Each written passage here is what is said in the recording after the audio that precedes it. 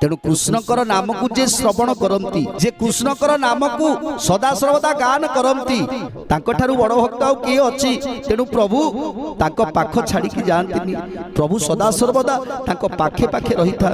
परम शास्त्र भागवत अभ्यास करुथिब नित्य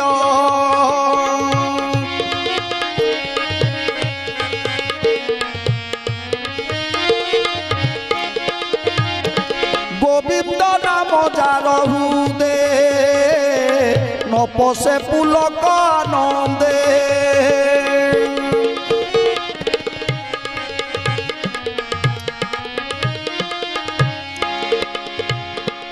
भागवत पुराण आदि को जे सदा सर्वदा भजन करुथिबे भागवत पाठ करुथिबे काल तार प्रादुर्भाव बढ़ई चली तेणु आगुरु थिला आज्ञा घरे घरे भागवत